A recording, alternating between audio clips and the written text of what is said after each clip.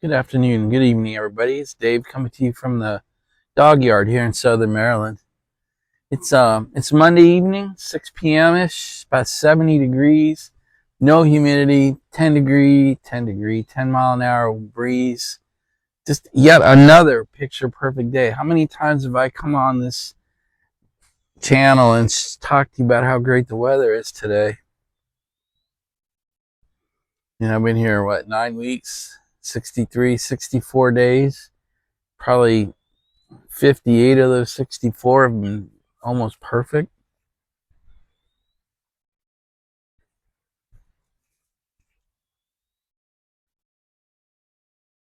So I had a great day.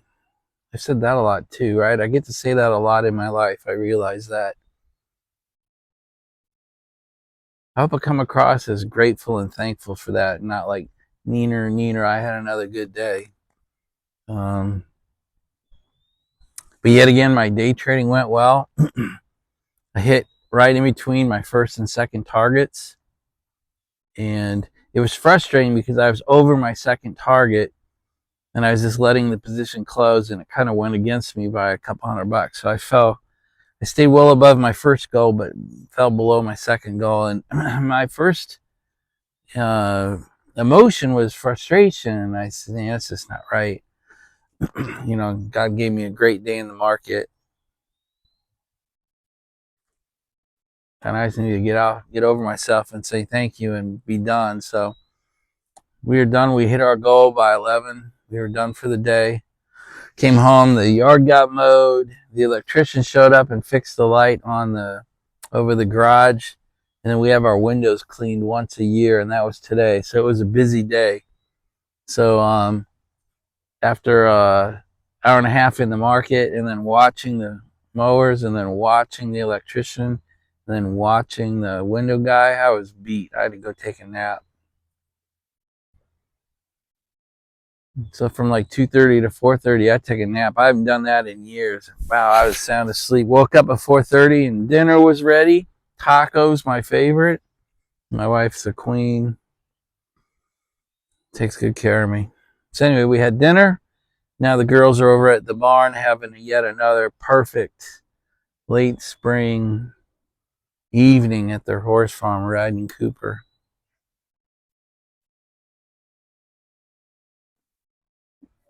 So yeah, totally amazing day, and I get to end it in this weather with you guys smoking. What am I smoking? You know the answer. Perdomo 30th anniversary. Been smoking a little while.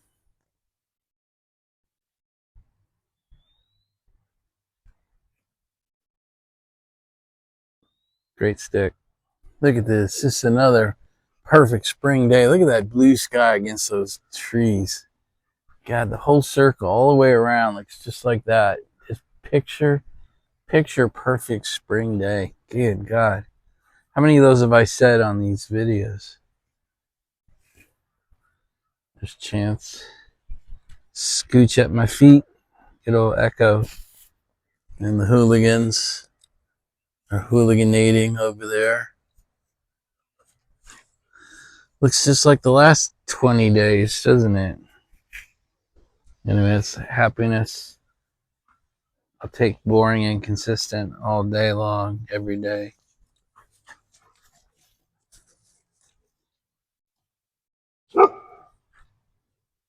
Some happy dogs again. They got Regal Beast Chance over here. Look at him looking all puffed up. Protecting the realm.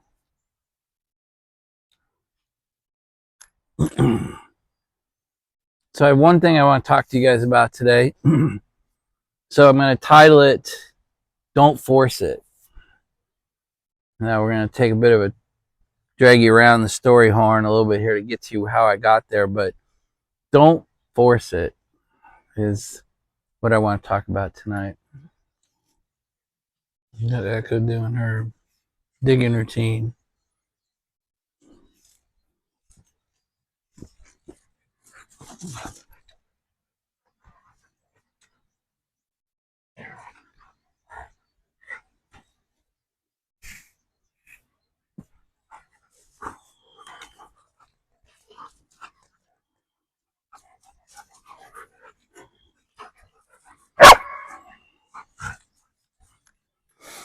Now I fully realize that me and this channel coming out and saying don't force it can seem like an oxymoron and really counter to a lot of my messages. And it is a little bit.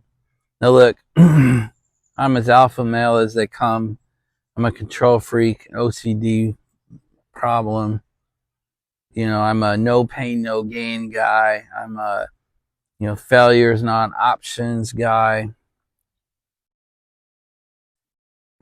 Do whatever it takes to succeed. I mean, those are all my mantras. You've heard that shit on this channel for a year and a half now. But we've all been there where if we crank on that bolt head anymore, if we crank on that screw head anymore, if we force it, there's obviously something wrong, but I'm going to force it. And you break the bolt off, you break the bolt head off, you damage the car part you're working on, you put a hole in your wall in the house, you break your drill, you break your socket wrench. You did exactly what you knew you shouldn't do. You forced it. And it applies to a lot of other things than just bolt heads and screws. That applies to relationships. If we're off with our wife and you pick at her one more time about it, you're forcing it, it's going to blow up in your face. If you and your kids are off right now and you keep texting and phoning them, trying to get them to see your way or do what you want, you're forcing it, you're going to break something. So,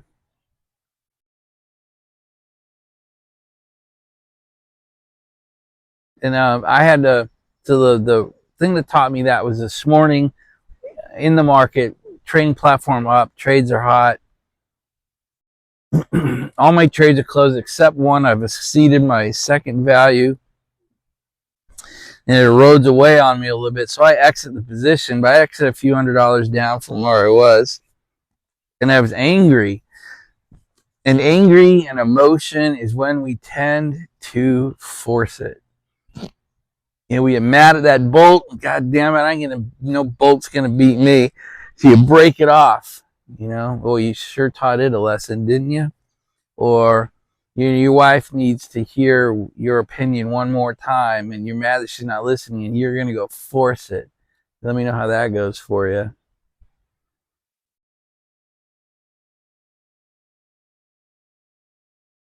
If you take that approach, you're gonna have a lot of 3-4 year marriages in your life.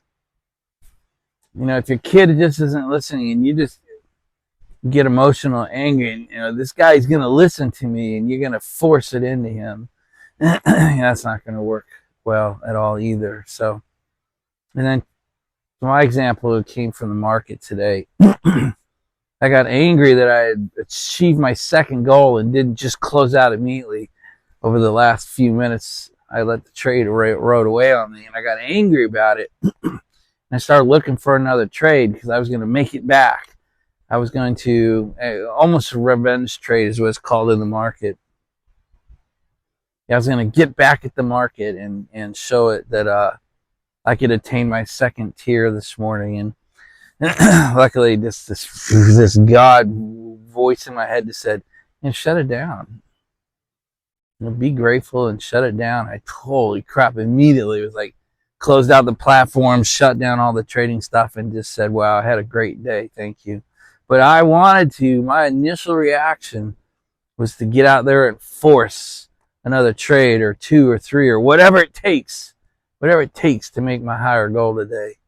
And I had to set it down because don't force it came into my brain. Forcing things almost never works in the way you had intended it to work. So continuing that discussion,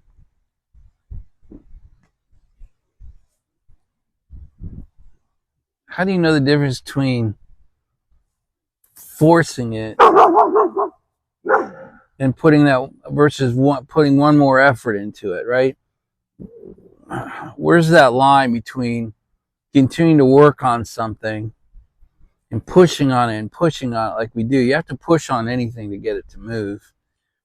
Anything in life, a relationship, a sale, a company, a product, a marketing initiative. you know, anything.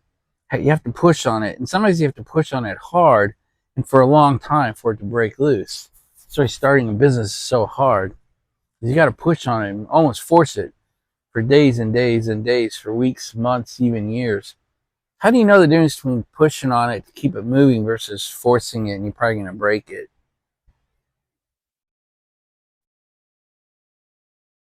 And the answer is it's an art, not a science. And that's why experienced people are paid so much more than inexperienced people.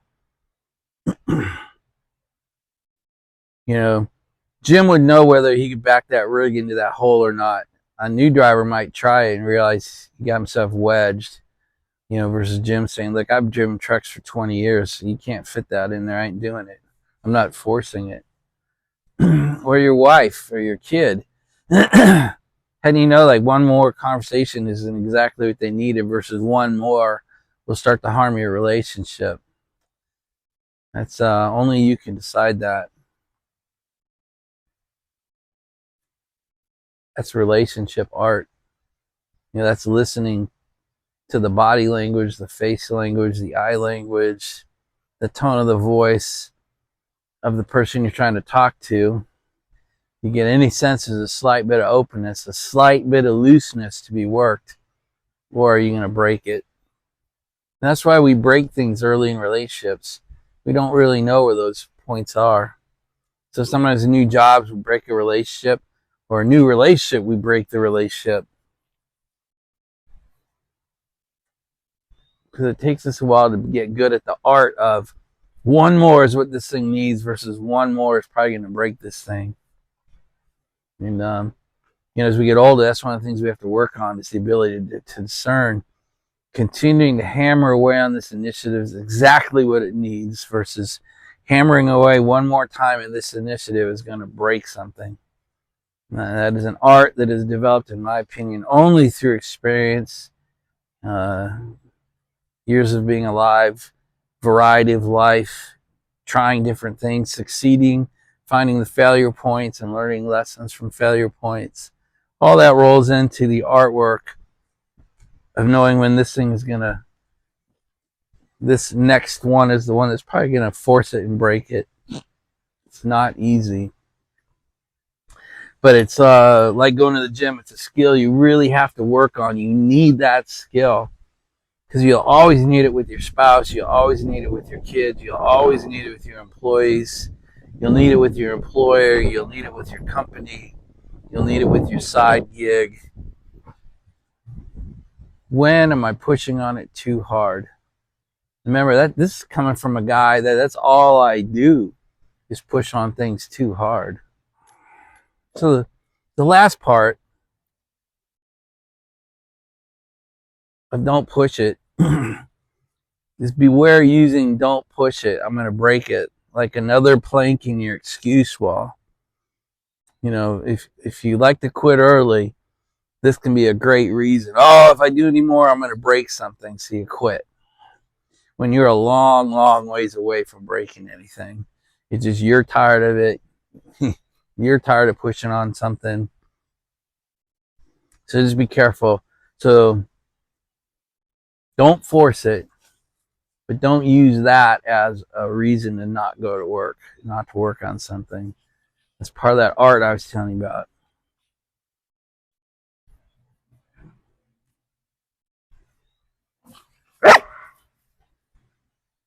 If you need to take a break because you're sick of it or you're tired of it, that's one thing, but don't use an excuse that you're going to break it if you keep working on it. That's that more of the art of trying to know what the difference is between forcing on it to keep it moving or forcing on it to break it. It's a fine line. I've been on both sides of it many times, I assure you. Kind of cracked me up. Here's Sasha. She's getting pretty upset at her little sisters and brothers because they were playing on top of her. Look, way over there. Literally as far as he can get. He's right on the fence line. His Chance just being Chance. I think I caught him peeing. And he's just way over there. He's happy. Look how far away he is. He just loves being on his own. So I feel pretty good about leaving on Thursday. Really 2 more days to go, but everything's done. The paddock is in great shape. The house is in great shape. Mom's place is in great shape. Now I know something will break Thursday or Friday once I drive away. It's just how it works. But I feel good. I feel like I can concentrate on the Wyoming house for the next couple of months now.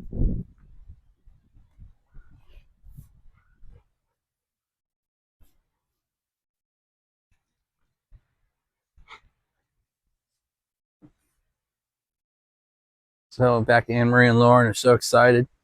On Thursday they're doing a redo Lauren's room project. So when I drive away on Thursday, they're gonna gut her room, like completely get all new furniture, repaint, new shelving, kind of set a room up more like a young woman's 1 bedroom apartment.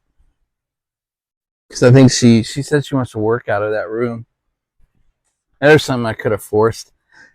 I disagree with making her bedroom where she works and where she tries to have fun. Tries to sleep. I feel like you need two spaces if you can do it, a fun space and a workspace. But I'm not forcing it. She wants to work out of there, so we're going to set her up a whole online animation studio and get her the professional gear, and that way, no matter what job she gets, if it's work from home, she'll be ready and rigged to go to work from home here. And those are my wife's favorite kind of projects. She calls it the ta-da, where she finishes it all up and then ta-da. So she's there excited. They've already ordered the furniture. They know the paint colors. So it's good. It's good for them to have a project. And they can work on this one together, which make for a great summer for my two girls.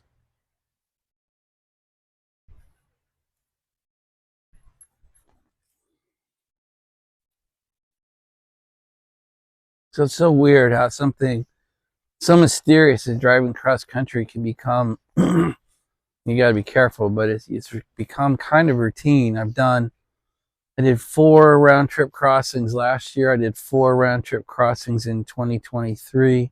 I've done one this year already. So that's 8, 9. So I'm heading out on my 10th in the last 3 years.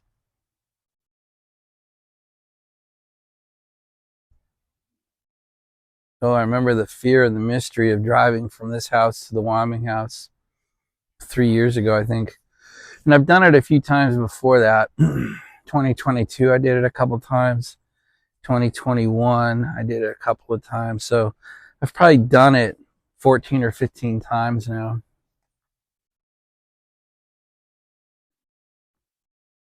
But there's still something cool, magical about getting in your car and driving across the United States. Now, I don't recommend how I do it. It's not built for sightseeing, that's for sure. But it's pretty magical. If you haven't done it, I'd suggest it. It's a fairly inexpensive trip. I mean, I think it cost me $500 in gas to drive that big expedition all the way to Wyoming, and $500 to drive it back.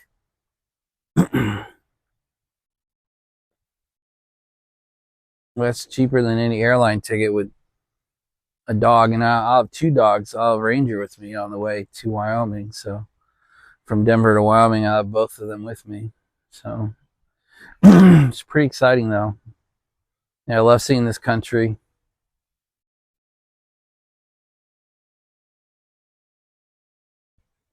Now, this trip, once again, I'll see Kansas at night. And Kansas at night may not look a whole lot different than Kansas in the day.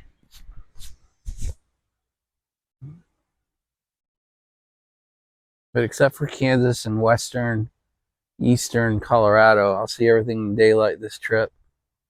And those are 2 spaces. Once you've seen them a few times, you don't need to see them a bunch more.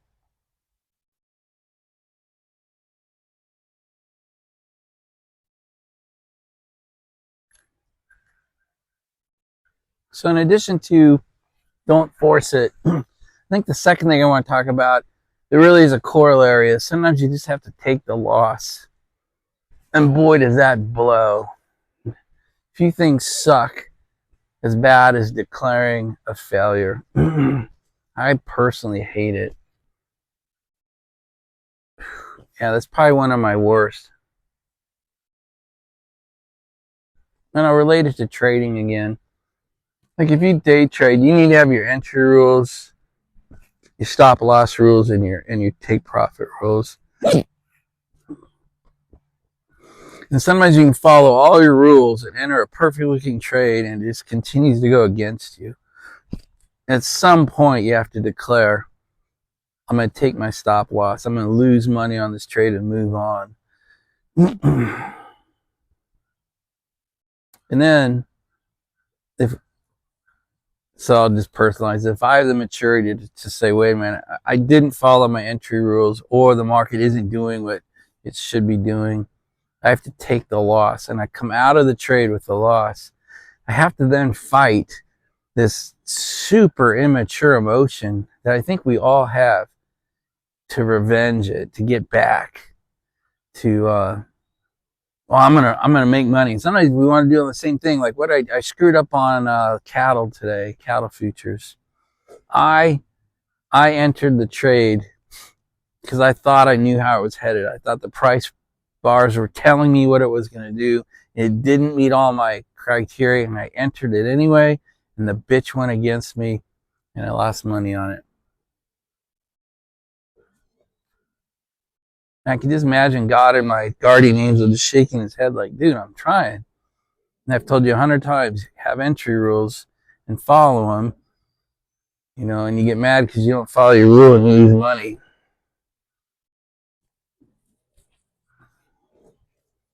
But that's the thing is, don't force it. Sometimes you have to take the loss. Don't revenge that loss. Move on from it. Because sometimes that project that we intended to isn't going to fit. It's just not going to work in this space. This mod to this car just isn't going to work. This relationship just isn't going to work. My kids aren't ready for a deeper relationship with me yet, so I've got to wait. And that was something Tony Robbins taught us quite a bit, was don't stay away from words like, I can't do this. I can't make this relationship work. I can't make this trade work. I can't make this project work. And maybe the words are, I'm currently struggling with X. You know, instead of just the words we say out loud, especially, but even up here, matter. And to rather say you failed, learn what you did wrong, take something from it. So when you take the loss, you learn something from it. So don't force it. Don't use that as an excuse to quit. When you have to, take your loss, walk away from it. Don't be revengeful about it. That's a pretty nice little grid of helpful tips tonight, isn't it? All right, one more thing for the video today. We're at 20 minutes, so I get 10 minutes from the credit card from last night. So the last thing I want to talk about today is how you conduct yourself. It is a hard thing to admit, but there is a reason we need to live as if someone's trying to attack you, physically and electronically. We'll handle this in two different ways. So personally, when we're out in public, what kind of image are we painting? Because there's almost always somebody watching. Not every parking lot, not every day, but somewhere in the United States, somebody is stalking and being stalked right now. And the question is, do you paint a presence where somebody says, not going to fuck with that person, I'm going to move on? That's really all you're looking for. Is you're not looking to be the toughest person on the planet. You just want to be tough enough that somebody says, that guy is situationally aware, he's paying attention. I want to go after her. She's dark glasses, earbuds, staring at her phone, distracted by her kids. Easy target. So the first part is physically. When you go about your life, are you situationally aware? Are you so situationally aware that other people see you? You're kind of looking around, you're paying attention, you know,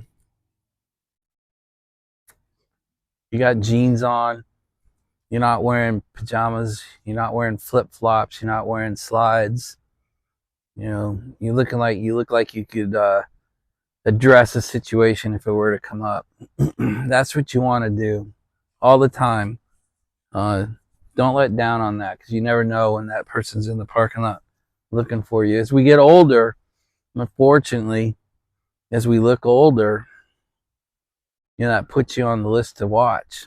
And we're all getting older.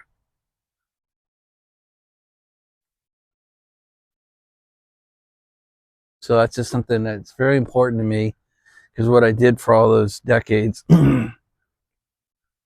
was learn traits and behaviors of those on the dark side. And I'm telling you, they're looking for aged Jim. They're looking for the wheelchair, the motor scooter. Now, Jim's not a great example. I'm assuming he's situationally aware, but I also know he's licensed to carry while driving a electric scooter, so he's okay in that mode. And he's told you the story about he carries on his hip. He has a carjacking device stored close, and he's got another device in his glove box. So that's the way you want to live. You want to live prepared, not scared. You just want to live situationally aware. Don't live lazy. The other one I'm worried about for a lot of you is, are you cyber secure? Because someone is always trying to steal. And you see all these data breaches that are going on over the last 7 or 8 years. We've had major companies, major banks where their password files were leaked or dumped onto the dark web. And there are people, that's all they do for their living, is search the data breaches and start systematically going down them, trying to break into your bank account. They're trying to break into your credit cards. They're trying to break into your investment accounts. They're trying to hack your emails. They're trying to change your phone number to not work on your phone, but work on their phone. So I would implore you to take advantage of whatever security is offered by the service you're using. Hopefully you're using 2FA, two-factor authentication, where they have to send you a code. Or better, hopefully you guys all have some experience with authenticators, whether it be Google Authenticator or Microsoft Authenticator or LastPass or Bitwarden or any of these other password protectors.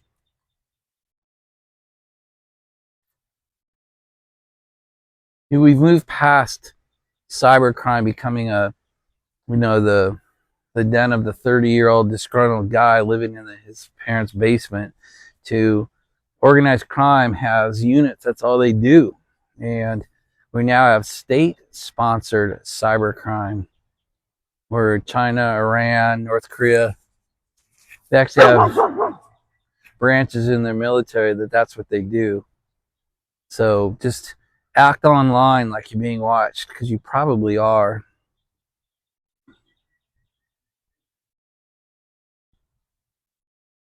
Yeah, and if I can get you to use authenticators, that's the best way. They even now have keys, security keys. YubiKey is commercially one of the more popular ones. It's a little key about this big. It fits into your USB slot on your computer, and it'll give you the authenticator code you're looking for, but not until you've touched it. There's a touchpad on this little tiny key. And so unless you physically hold this key, have physically inserted it into your computer and touched it when it asks you for touch confirmation, you can't log in. It's pretty powerful. Anyway, I recommend authenticators and some sort of security key. And yeah, it's a pain in the ass. That means you have to have it with you when you want to log in. That means you can't lose it or damage it. So there are risks on our side of doing that. But anyway, that's enough of that. I just want to talk about physical security, cybersecurity, because you're being watched. They're trying to break into you. They're trying to hurt you. It's not personal. They're just walking down these millions of records that are being dumped into the dark web. And email addresses, phone numbers, pertinent data, birth dates, child's birth dates are all in these data breaches. So be careful out there.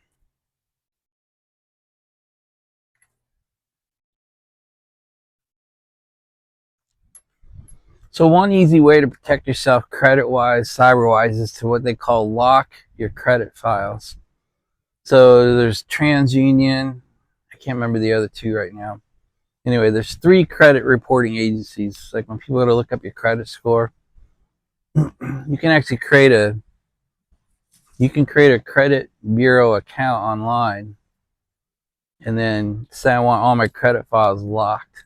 That means if anybody tries to do anything to your credit limits or to open a new account or whatever, if they've stolen your identity enough where they feel like they can use it, you immediately get flagged when anything gets open because you have a locked file. And they're like, hey, we can't process this. Hey, Sasha. They can't process any credit change with a credit file that's locked. So if you go to buy something, it might cause you a extra step where you have to unlock your credit file or explain that you have locked credit files. But that's one easy way to get just about anything that's done against you to get flagged to you is to lock your credit files. So please consider doing that. All right, guys, that's enough for the video. We'll declare victory and move on.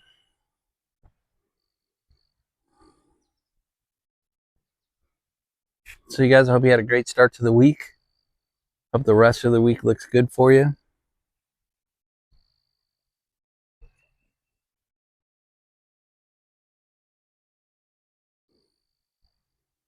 I guess that's it. So I ask God to bless your lives and the lives of those around you. I ask that God turn his ear to hear your prayers. I ask that God make his face shine upon you and those close and important to you. And may God bless your lives like he continues to bless mine. That's it, you guys. We will talk again tomorrow on Tuesday. Good night. Well, I just had to come back on. Look at this sunset coming through the woods. I don't know. I'm a geek for that stuff. Anyway, good night, everybody.